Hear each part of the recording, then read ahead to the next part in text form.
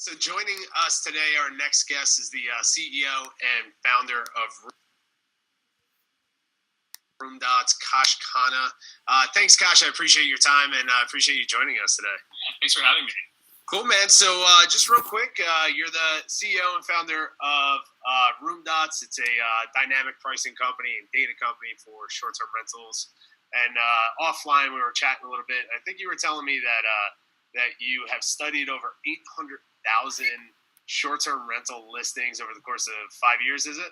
Absolutely, yeah. So we've been in the industry for a long time, and it evolved from beginning to what it is now, which is pretty amazing. I love it, man. Yeah, and that's why I'm so excited about chat with you today about the So we're going to focus on investor insights, right? So really understanding how investors are using data to implement it in their short-term rental businesses, but also just how the investor community are really adapting short-term rentals. So I would love to hear from you and what you've found through your company, what you specialize in the data of short-term rentals. What are you seeing right now within the trends of investors using short-term rentals? Sure. So when you say investors, I think of anyone with an Airbnb listing as an investor. Right? We're investing in the space, we're investing in the ecosystem, and it's whether or not we have one or we have many. It's just how we look at that. So in the beginning, I noticed the space was a bit opaque, right? So things were kind of in flux. The markets really didn't know what to think about this. And now as the market's starting to mature, we're seeing a lot of the numbers that we typically track, like average daily rate, occupancy, market growth, starting to equalize a little bit. And we're noticing that people are being a lot more strategic now than what they were before. So I think in the past, just like you and I probably experienced, or many of the people viewing this, you could almost put an Airbnb anywhere and get some decent results, decent demand. But now over the years, as markets have changed, the demand has changed, the idea of what an Airbnb has changed. It's starting to evolve to be something more specific. And you have to be really careful in how you invest. Hey, what do you mean by that exactly, being something more specific?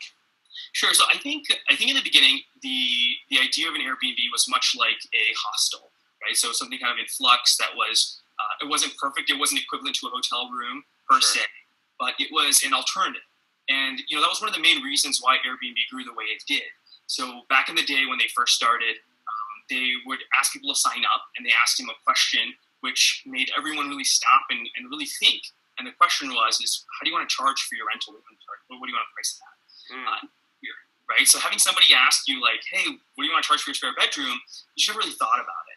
So people would put lower prices, and the expectations were set at low prices, and this is the product. But now that's changing, and people have amazing listings, and now the prices are starting to reflect that, and hence the markets are adjusting to that as well. Sure. So more of the professionalism is being injected into the actual unit, the way that it's being marketed, the way that it's being priced. Yeah, that's interesting. And so what are you noticing? I got so many questions for you.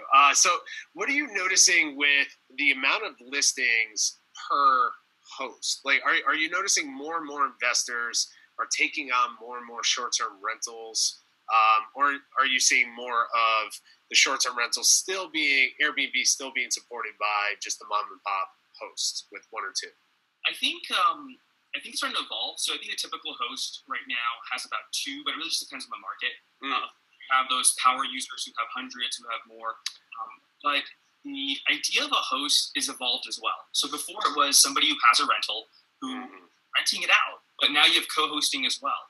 So with co-hosting, it helps to actually decrease the amount of work an individual host would have. But now they can have more rentals. Sure. So I think it's now becoming more of a tool for real estate investors. But I still think it's pretty niche compared to the rest of the market. A lot of real estate investors don't understand the operational side of it, how to manage, how to respond versus a typical vacation home. Interesting. Are you noticing what type of investors are really starting to tap into the short-term rental space from the data that you're seeing? Are you seeing more institutional people or more real estate investors that are noticing this is a way to maximize usage of the property, maximize the profit of the property, and starting to try to figure out and dabble with it? Sure. I think it's actually both, and I would also say funds. So, for instance, Right. BlackRock, I guess not people know this, but they have one of the biggest portfolios for single-family homes in America. Yeah. And they're starting to look at these things as possible ways to generate more revenue than they did before with the long-term models. So now anyone who has a vacation home is starting to consider the opportunities. So it's bringing in investors from all different avenues. Wow. So you're actually seeing the larger institutional investors, landlords, REITs, all of that starting to tap into the short-term rental space. Absolutely, and even hotel brands. So yeah. I think it was Accor that purchased an Airbnb type competitor to get into the space. And you're noticing in the hotel space now the trends are becoming to create experiences that are more boutique. And we don't have to guess why. It's because of the experience Airbnb hosts are giving to their communities. So now even hotels are getting into this space. And I wouldn't be surprised if a new type of industry or product evolved that's what we call like a hometel. So a hotel home in a sense. Right. And that's thank you for that shameless plug. That's the name of the company, buddy. So the data is really interesting. So when you're digging into the data, how is it really affecting the market? So we're tracking all kinds of things like occupancy rates, primary markets versus secondary markets, and that's really interesting. So before, I think everyone thought like, hey, let's go to like a big city because that's where the initial growth was, initial demand, because that makes sense. But now, as the markets are maturing, I think secondary markets are really where the great opportunities are. Okay, and what do you mean by that? Yeah, so for instance, New York City, let's just take New York City for example. There's a lot of news about New York. This time last year, there were about 36,000 Airbnbs available for the summer. It fluctuates per minute or hour productive. But today, there's about 26,000. So there's about 10,000 less. And then if you look at other major markets, you'll notice the amount of inventory fluxing, but not as significantly as it did before. And now if we start looking at these secondary markets, like for instance, New Orleans, let's say Dallas, Texas, Phoenix, you'll notice the amount of available listings starting to slowly increase. But the margins, the ADR, the occupancy is also still really great. So what that's telling me is that the opportunities for Airbnbs for people across the entire country are starting to grow. And you don't have to be in a primary market like New York or San Francisco to living out of this. So that's interesting. So as an investor, with my brand Hometel, we're looking where we purchase or plan to purchase are in those secondary markets. So we're looking at Phoenix. Dallas would be amazing. We're looking at Louisville or Louisville. When you're purchasing, or when you're looking to purchase. Say that again. What are some things that you find interesting when you're looking to purchase? Yeah, I mean, we're looking at. Well, one, we're not buying right now. So right now we're just focusing on leveraging other people's real estate and then renting that out through Airbnb and all the other platforms. Now, once the market corrects or if it continues to go up the way that it has been, we plan on buying either towards the end of 2018, middle to 2018. And we're looking, and that's what we're still trying to figure out is the best type of asset class, right? And we're trying to figure out, and that's something I would love to hear from you too on the data side with what you're finding. But we're noticing that, single family homes and apartments obviously are the best for this model. And, within unique destinations, unique experiences within the home. So we're looking for, as an investor, I'm looking for a great real estate investment that I can purchase that has great equity. And worst case scenario, if the short-term rental is not working, we can put a long-term tenant in there and we're still cash flowing on it, right?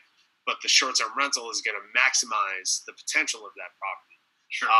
And then, of course, like I said, I'm here in Southern California, so buying a property here doesn't necessarily make sense. Putting it through as an investment, putting short-term rentals on it could make it slightly more attractive. But when you start looking in Phoenix and other areas that are, one, in support of short-term rentals, two, have a great acquisition entrance into that market, and then three, has a pretty large or high occupancy, those are markets that we want to just dump our money into. Sure, of course, as do many people. But when your reply, you commented on a few things that actually we should probably stop and talk about. Yeah. So one of the things you mentioned is we're looking to work with people right now have listings to market them on Airbnb and multiple sites. And I think that's something that we should discuss for a second because I think in the past, people that are listed, hosts that are listed on Airbnb, typically just stay on Airbnb.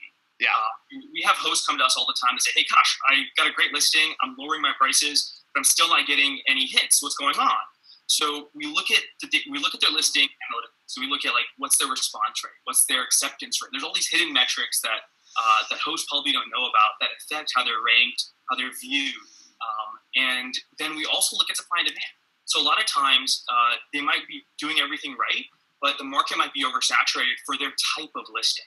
Okay. So all listings aren't the same. So when you're looking at an investment, I would say look at the demographic, right? So if you want a unique property and you want to put it in California, well, who's the type of person that's going to typically be staying there? What's the length of stay that's typically for that type of clientele? So if it's for families or for older demographics, maybe they stay longer because they're taking vacations versus younger individuals who might want to stay shorter for a short amount of time. Also, go ahead, please. No, I get it. I was going to switch. Marketing your place and you're listing it on different sites. I think that's also interesting. So when you're talking about like demographics and your listing, for instance, I've noticed that a lot of Europeans use HomeAway and VRBO in certain markets over Airbnb in certain seasons. So during the season, maybe in the summertime, Airbnb is a primary tool to get a lot of business. But then after the summertime's over for the U.S., different countries are using different platforms to book. So it's really good to be cross-posted on multiple sites to make sure you increase that visibility that you have. Interesting. Okay, so again, so many questions.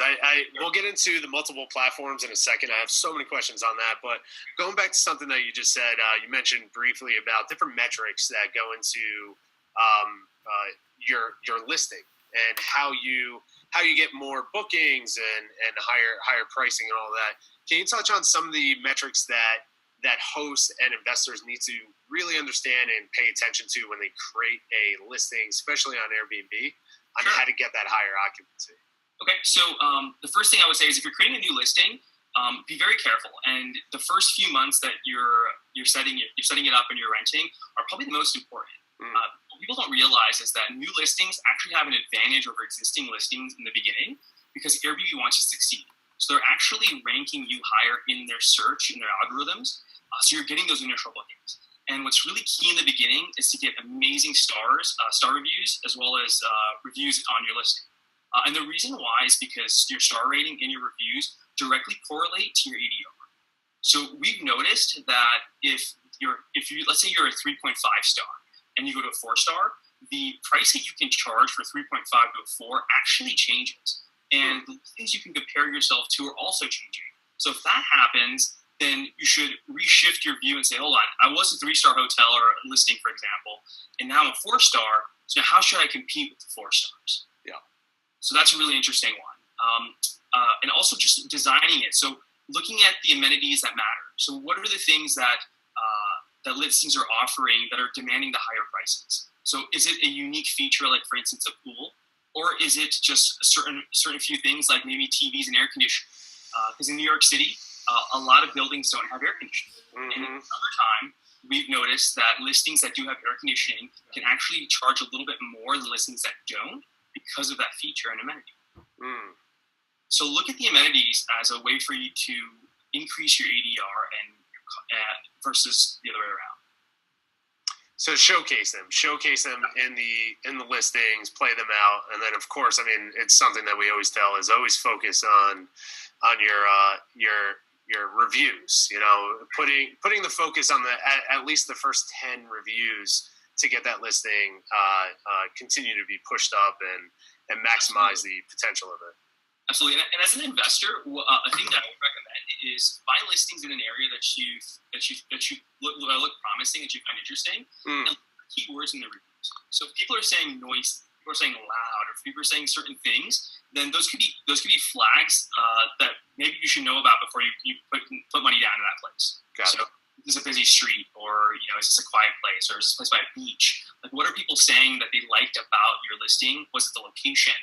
And then use that to your advantage when investing. Got it.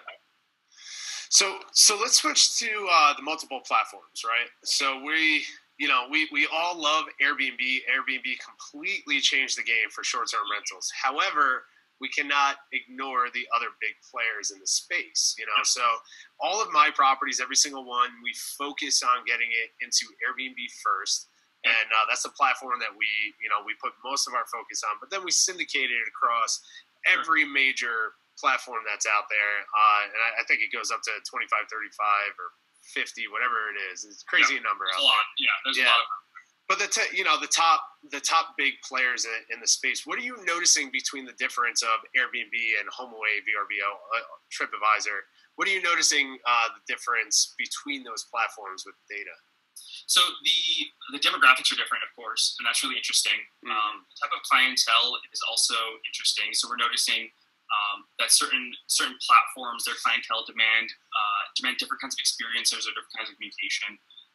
But it all really depends on the market. So like I mentioned earlier, if you're I would recommend being listed on all of them because your clientele can come from all over. And the data is telling us that Airbnb initially, of course, is where the first pop happens. It could also be seasonal. So seasonally, you may get a lot of business from Airbnb in the beginning, but it will shift eventually to the other markets, the other platforms, as they're starting to be more competitive. So Airbnb charges, I believe it's 3% to hosts and 13% to guests, and it's quite significant. So these other platforms are starting to compete, and even Expedia and Orbitz have their own now as well that are competing. Sure. Are you noticing more and more? So I say I have a 2-bedroom apartment downtown San Diego. I put it up on Airbnb. I put it up on all the different websites and platforms. Are you noticing any difference between pricing and potential occupancy based off of those different platforms? Yeah, absolutely. So we analyzed, I think it was like 4 or 5 different platforms. And we noticed that prices on Airbnb were actually higher than on most other platforms. Okay. So consider that to be kind of like a luxury platform. Sure. I think the reason why is Airbnb does a really great job of branding and marketing your listing versus the other platforms. So HomeAway, for example, won't really do much to help you on the marketing side. So they just list. There's no actual guarantee. So if something happens to your listing, HomeAway doesn't insure it at all. They don't help you out very much unless you purchase that insurance. So I feel that the market's grown focusing on Airbnb a lot more because of all the trust and the quality and the focus that they're putting on their product. Interesting. Okay, so where do you see what are some markets that you're noticing right now that investors are flocking to for the short-term rental space? Sure. So I'm noticing that more and more investors are looking for listings that actually have more than 1 bedroom, and that was new. Interesting, yeah. So I would originally think that the 1 bedrooms were the sweet spot, and they were. So the average daily rate between a 1 bedroom and a 2 bedroom weren't significant historically. You're noticing the rates starting to change. And the reason why is because if you do the math on the ADR side, it just makes more sense rent-wise versus for 1 bedroom versus 2 bedroom. You can make a lot more money on a 2 bedroom. And then when you want to switch it to a long-term, you can also demand higher rates long-term on a 2 bedroom versus a 1 bedroom. Sure. Okay, that's interesting. Yeah, because when we first got into the industry, we were just focused on the 1 bedrooms, and they were just, we were turning those over very quickly. Now we just started tapping into the luxury field. So we just started securing larger properties in Southern California that have 4, 5, 6 bedrooms, and even those are being booked out like crazy. We're upwards of 90 to 95% occupancy on those properties. What are you putting on your length of stay? So what's your requirement? So if like for instance, like what would you put for a 1 bedroom versus a 2 bedroom versus a luxury place? Yeah, so the larger properties, the luxury homes with 4, 5, 6 bedrooms, we're keeping those at three night minimums, just for the fact that there's so much more management that goes into it. And the cleaning fees are higher, all of that. And it has to make sense for both the guest and for us to have that transaction. Sure. Plus, those are a little bit further outside of the downtown areas. So it's almost a destination spot. My properties that are in the downtown areas will, depending on the occupancy, depending on what's happening, we'll drop that requirement down to one night, but we typically keep it at two. Now, I would love for you to touch on this too, as far as what you're noticing. But what I've noticed is when I drop it down to one night minimums, I tend to have more challenges with the guests in those properties.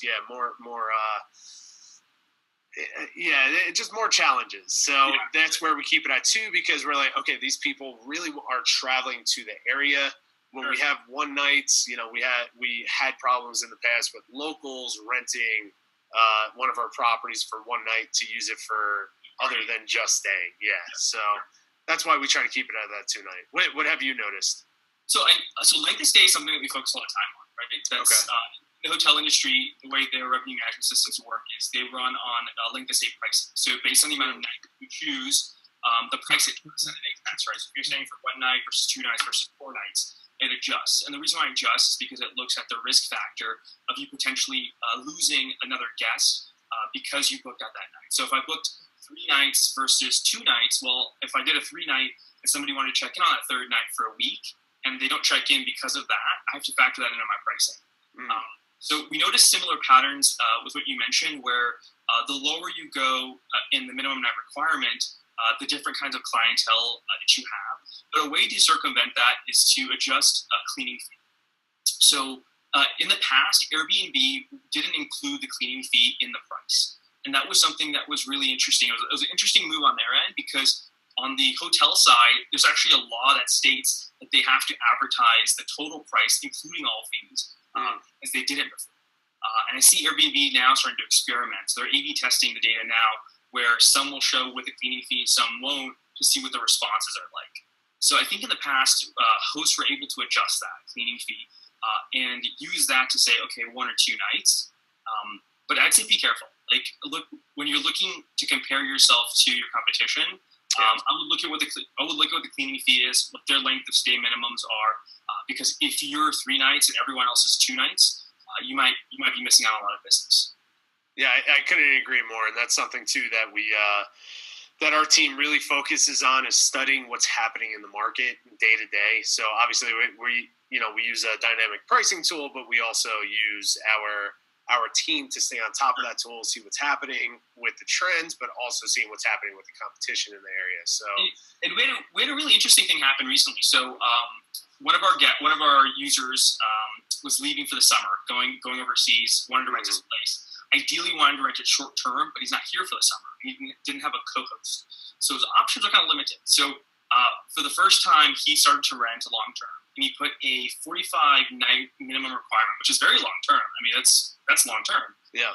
And what we noticed was something actually quite unique, but also really surprising. We noticed that the long-term rate that he got on Airbnb was almost $600 more than the regular monthly rate it would cost someone to rent an apartment in the building. So, for instance, apartments were going for $2,400 a month. He made $3,100 or more a month of putting it on Airbnb. Sure. But it's a little bit different than just renting that apartment, right? It's coming furnished. That's including any utilities, things like that as well, right? True. So you consider it kind of like on the corporate housing side. Sure. Maybe a little bit of a premium since you're doing that.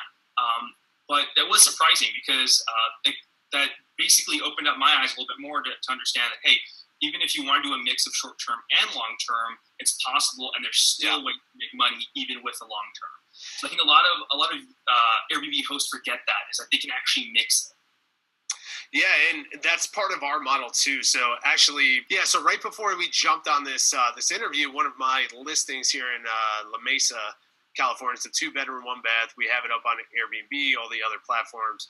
But I also put all of my properties on a website called corporatehousingbyowners.com. Okay. Not the best formatted website, but it's a listing site for a specific niche.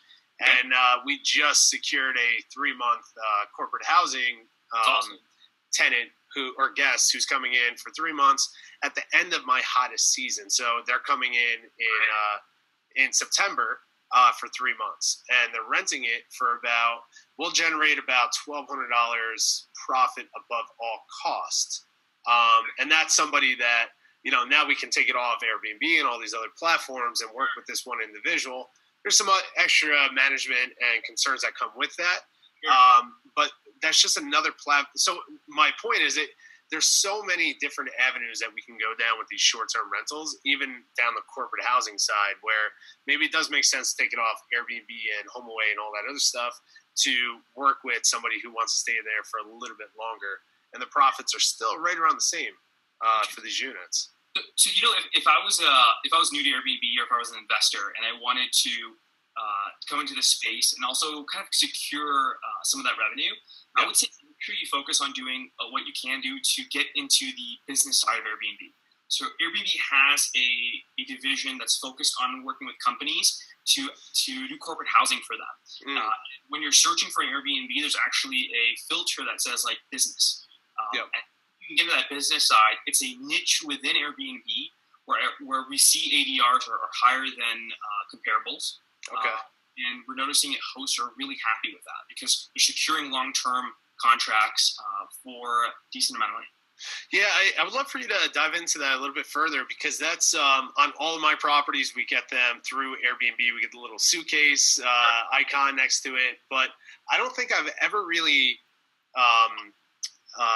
got any guests or anybody through that specifically. So I would love for you to touch on that a little bit and see what's happening with the data and then how that model actually works within Airbnb.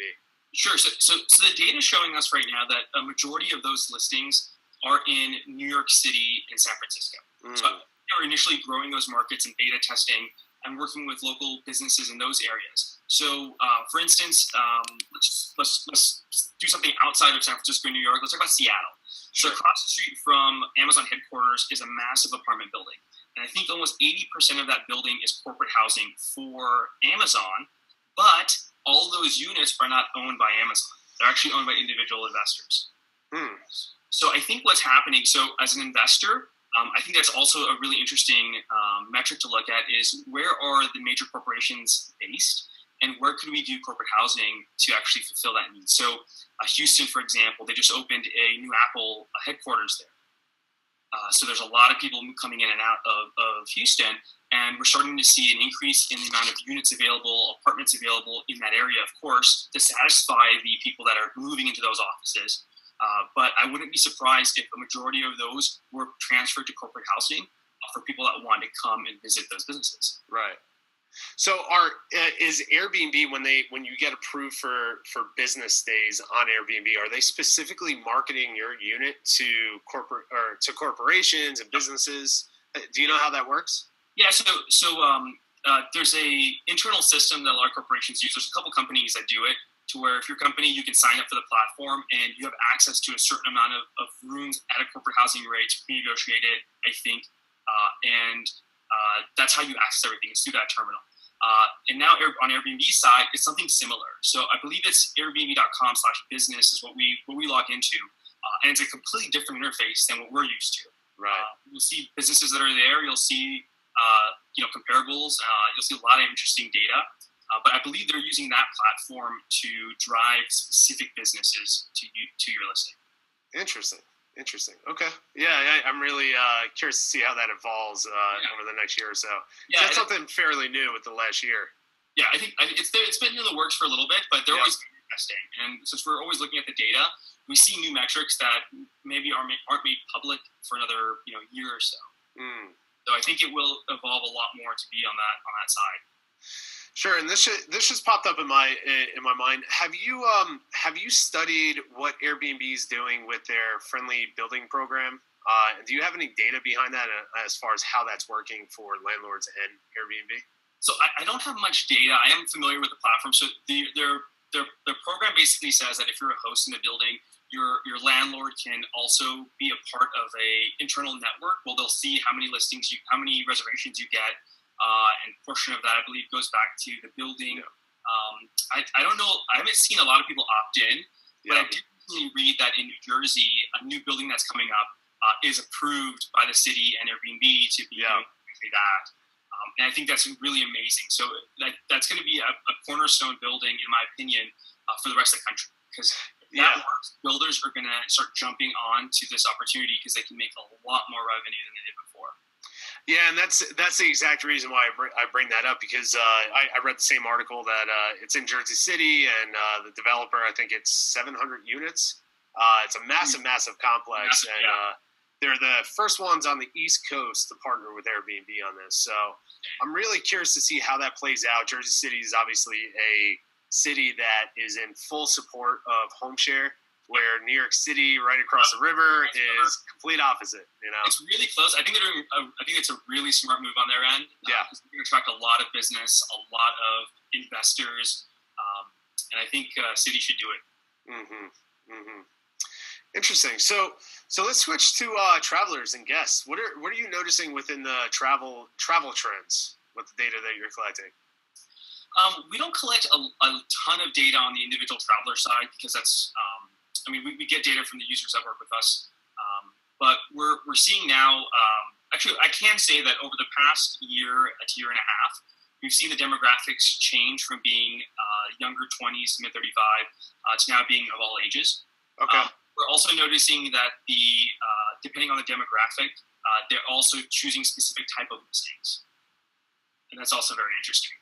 Can you dive into that a little bit further?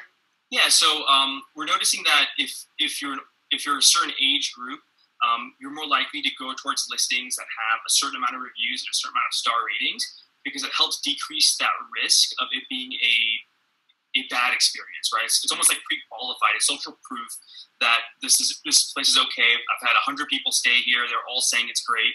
So I'm going to try this. And then after they try it, they love it, and the word spreads. So before, I think the demographics were really 25 to 35, and now it's huge. It's all over. Yeah, I keep hearing that too, how the baby boomer generation is really adopting the home share community, not only for the hosting side. It's a little bit more familiar to them opening up their home and hosting, but it's also they're adopting it for the travel side too. So that's interesting that you're noticing that. Yeah. So what about demographics behind the hosts themselves? Are you noticing that changing at all? I think it's always been a mix, to be honest. I think at the beginning, it was, of course, very, very niche. But as Airbnb grew, I think as they added that liability policy, I think people of all ages just do it. And I've noticed that the demographics are all over when it comes to a city that has a pretty high rental burden. So for instance, like New York City, where the rent's really high, cost of living is really high. I noticed we've noticed that the range or the age group of people hosting is from anywhere from 20s all the way up to 60s. Got it. Got it. Yeah, I love that. What? It's gonna be a better answer, but literally, it's everywhere right now. Sure. What are you most excited about right now in the home share economy? I'm really excited about the opportunity. So I think the industry is starting to learn that it is a force to be reckoned with. Hotels are starting to definitely take notice, and I'm really excited that our generation, people in our time now, have the ability to own real estate like they've never been able to before. Yeah. So if you think in the past, like our parents, they've always told us, buy a house, you're going to mortgage on it, you're going to spend 30 years or 15, whatever it is, to pay it off. It's a great investment, and that's your place. And it doesn't have to be like that anymore. So with the rise of short-term rentals, we can have payback periods of 5, 6, 7 years, like we're finding in the investments that we're finding that are working. So now anyone can own real estate, and there are new tools coming out now that make it even easier. So for instance, if you have a home right now, and say you don't have perfect credit, it's really hard to get a HELOC, to get that money out of that house, to get something else. So there are companies now that are offering shares, so they can actually invest in your home as a percentage, give you that cash to invest, and then whenever the home sells, they take a percentage as part of the premium, but they're in it with you, unlike a bank who just wants to give you a loan. So there's all kinds of investment instruments coming out now for this space. So it's a great time to own real estate or to get into it. I love that. Yeah, and that's something that I've always stated for the short-term rental side, especially for millennials that generation to start purchasing properties, right? We've had this huge boom in apartments, and a big portion of that was due to the millennial population, one, not being able to afford a home. Now I think that's a little, that's changed, and our generation is able to start buying homes, but they don't necessarily want to give up the lifestyle of a millennial. And I've always said that using Airbnb in a property for a millennial who can purchase a home, design a income suite somewhere on that property, converting a back room or garage to an income suite, would help pay for or pay above the mortgage that they're buying that home. And they don't necessarily have to give up that lifestyle that millennials are really known for. Right. So it's extremely exciting, and I couldn't agree with you more, just how our generation is really starting to adapt this home share. And it's really, what I'm excited about too is that home share, besides the investment model and this new wave that's happening with investors and being able to maximize profits on properties using short-term rentals, is really dropping borders all around the world, right? And it's allowing people to, from any corner of the world, to come and stay in your personal home, your personal space. And it's really cool. I absolutely love that. Absolutely love it. I do too. The data is also, I think Economist put out an article recently that talked about how millennials now are making more and they don't want to own. And that's also really interesting. So as an investor, it's a great time also to own real estate because you have those high earners who are willing to pay those really high rates. In New York City, for instance, people are spending $3,000, $4,000, $5,000 a month renting. Yes. You can afford to buy right now, or if you can even afford to rent, you don't have to buy in the beginning. And if you're smart about it and you use data and use that to drive your decisions, you can pick one listing, make money from that, and start your business off that one. And it's just really looking at those metrics and understanding the market and what to do before you get there. Right. Yeah, I don't know if you could touch on this question, but have you noticed any movements or anything behind investors either buying versus renting properties for the short-term rental space? Have you noticed if scales tip in one way? I think it's actually the latter. I think they rent first before they buy, and I think it's a really smart strategy because this way you can enter a market without putting the major capital investment down. You can see how it'll perform even short-term, 6 months to a year, and then that cash to either purchase a place similar or that place or around without having to risk all that money up front. And I think if you look at like the cash-on-cash returns, it also makes a lot more sense to rent in the beginning versus buy. If you don't have that fund to just buy it in the beginning. Right. Yeah, and that's, of course, my model is renting properties, leasing back out, and then start buying soon in the future. But it's such a great way to tap into the short-term rental movement right now and literally start earning money on that model within 30 days. And if you're not familiar with it and you're kind of scared a little bit, co-host, in my opinion. Yeah. It's a great way just to learn about like what it actually takes, the ins and outs, and you'll get paid for it before you start. So and later on, I'm going to do a whole session on co-hosting because what's great about co-hosting, and maybe you have some data on this as well, but the great thing about co-hosting backs up what you just said is that it's a great way to get into the marketplace, get into short-term rentals with zero investment, right? You're helping somebody else manage their property. But the great thing is in most states, to be a property manager, you need to have a license. You need to have a broker's license. And if you're managing other people's money and paying out money that's coming in on a rental property, you need a license to do that. Yep. And there's a whole process to go in there. With co-hosting, you're not managing any of the money.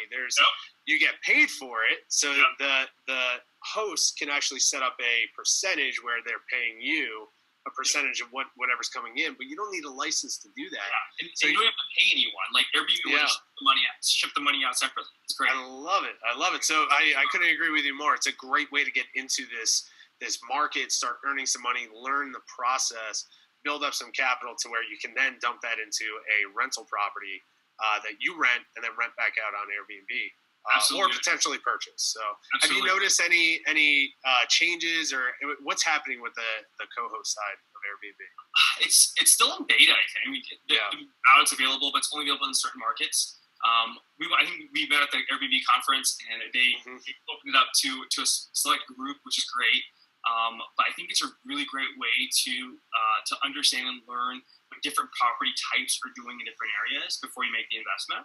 And of course, we could talk more about that as well in the future. Yeah. Well, that was one of my next questions. Is are you noticing anything different between the asset class or asset types out there? You expand on that? What do you mean? Well, as far as are you noticing any investors, or what's the data showing between all the different asset types of properties that are out there on these platforms? Are one generating more than the other?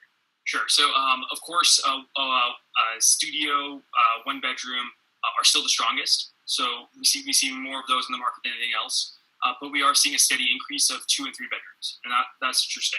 Because historically we wouldn't have seen that, and I think the reason why we're noticing that is because Airbnb is expanding past where the urban sprawl is into secondary markets, and in secondary markets you can get a 2 or 3 bedroom for significantly lower than a 1 bedroom in a primary market. So I think it's starting to blend a lot better, and I think it's going to be great for guests and for hosts. I love it. Yeah. Well, listen, I appreciate your time. I feel you and I can dive into this quite a bit. But for the listeners and viewers, how can they find you and get in touch with you? Yeah, so you can shoot me a message on offcash@roomdots.com, or you could check out a site that we're putting together called Airbnb Insights. It's going to be data-driven insights for people that are looking to get into the business or real estate investors. It's basically the question I get asked every day, which is, hey, you've looked at 800,000 listings. If I had to buy or if I had to start a business, how would I do it? And what are the metrics that matter to help shorten that path? Because our mission is to really help people get renters make money in cordless. I love it. That's it. I love it. All right, man. Well, I appreciate your time. Thank you very much. And I'm sure we'll be in touch soon. Absolutely. Thanks, Eric. All right. Thank you. All right. See ya.